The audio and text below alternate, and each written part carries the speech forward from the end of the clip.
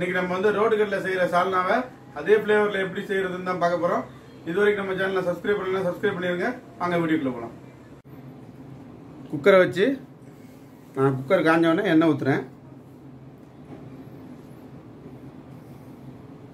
ஒரு 5 ஸ்பூன் எண்ணெய். சால்னாவுக்கு எண்ணெய் வந்து கொஞ்சம் ஜாஸ்தியாக விட்டால் தான் நல்லாயிருக்கும். எண்ணெய் காயட்டும். எண்ணெய் சூடாகிடுச்சு. அதில் பட்டை, கிராம்பு, ஏலக்காய், சோம்பு, பேலீஃப் போட்டு தாளிக்கலாம்.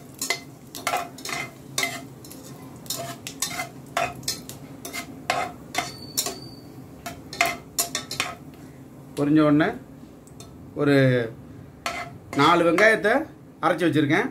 அதை நம்ம சேர்த்துக்கலாம்.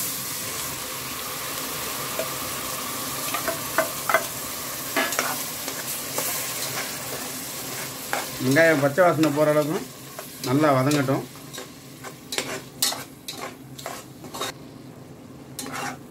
வெங்காயம் ஓரளவுக்கு நல்லா வதங்கிடுச்சு. இஞ்சி பூண்டு பேஸ்ட்டு சேர்க்குறேன். இதை நான் மிக்சியில் அரைக்காமல் கல்லில் போட்டு இடித்து வச்சுருக்கேன். ஒரு 2 ஸ்பூன் சேர்க்குறேன். இது நல்லா பச்சை வாசனை போகட்டும். நல்லா இஞ்சி பூண்டு பச்சை வாசனை போயிடுச்சு. இப்போ கொஞ்சம் கருவேப்பிலை சேர்க்குறேன்.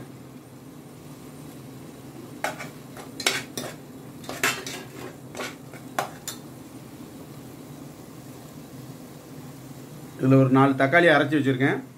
அதையும் சேர்க்குறேன்.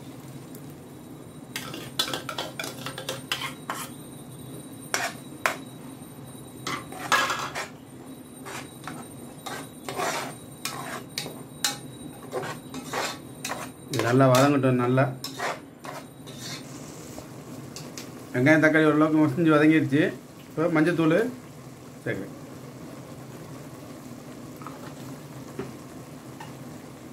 மிளகாத்தூள்,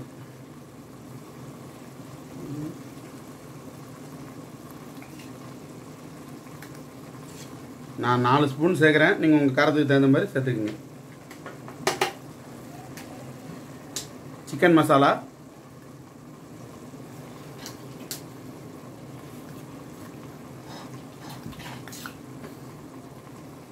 அதுவும் 4 ஸ்பூன் சேர்க்குறேன்.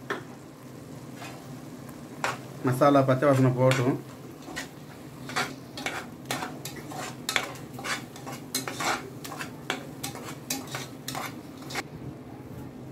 இந்த டிஷ்ஷுக்கு தேவையான உப்பை இப்போ நம்ம சேர்த்துடலாம்.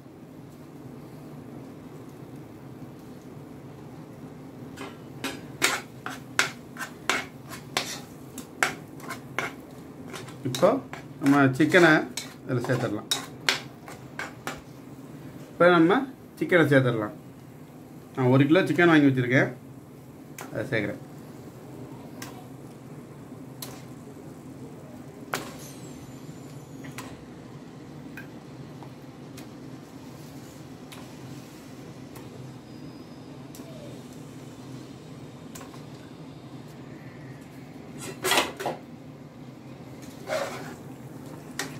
சிக்கனை நல்லா கலந்து விடலாம்.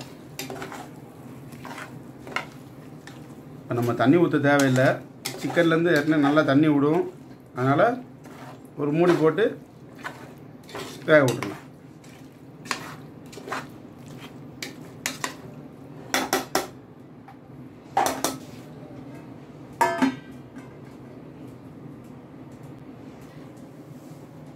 சிக்கன் வேகிறதுக்குள்ளே நம்ம வந்து தேங்காய் அரைச்சி வந்துடலாம்.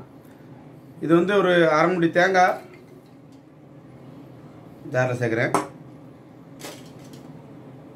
ஒரு 50 உடச்சக்கடலை, 50 வேர்க்கடலை, கல்பாசி,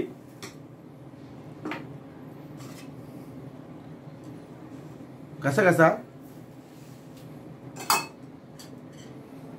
ஒரு 1.5 ஸ்பூன் சீரகம், 1/2 ஸ்பூன் சோம்பு, ஒரு 10லேருந்து 12 முந்திரி, பட்டை, கிராம்பு, ஏலக்காய். இதை நம்ம நல்ல பேஸ்ட்டாக அரைச்சிட்டு வந்துடலாம். இப்போ மூடி ஓப்பன் பண்ணி பார்க்கலாம். பாருங்க, சிக்கன் நல்லா தண்ணி விட்டு வந்துக்கிட்டு இருக்கு.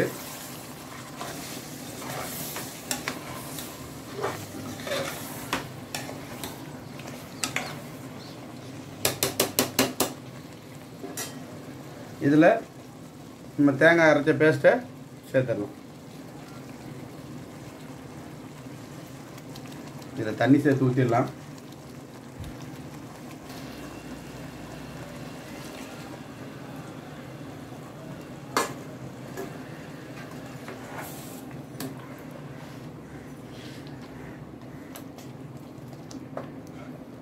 இப்போ சால்னாவுக்கு தேவையான அளவுக்கு தண்ணியை நம்ம இப்போ சேர்த்துக்கலாம்.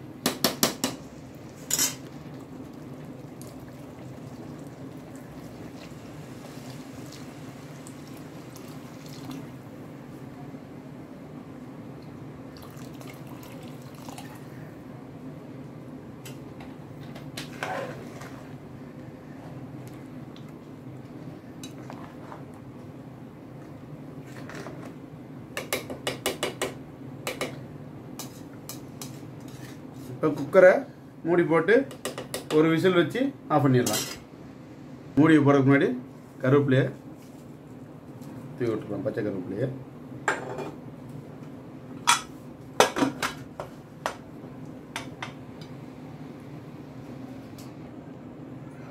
குக்கர் வந்து விசில் வந்து ப்ரெஷர் அடங்கிருச்சு. இப்போ நம்ம ஓப்பன் பண்ணி பார்க்கலாம். வாவ், பாருங்க, சால்னா சூப்பராக ரெடியாக இருக்கு.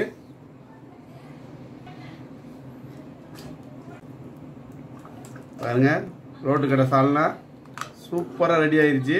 இதை நீங்கள் வீட்டில் ரெடி பண்ணி பார்த்துட்டு கமெண்ட் பண்ணுங்க. பரோட்டாவுக்கு சூப்பராக இருக்கும். இந்த வீடியோ உங்களுக்கு பிடிச்சிருந்தா லைக் பண்ணுங்க, ஷேர் பண்ணுங்க, கமெண்ட் பண்ணுங்க. மறக்காம சப்ஸ்கிரைப் பண்ணுங்க. பக்கத்தில் இருக்க பெல் ஐக்கனை கிளிக் பண்ணுங்க. அடுத்து ஒரு இன்ட்ரெஸ்டிங்கான ரெசிபியோட உங்களுக்கு மீட் பண்ணுறேன்.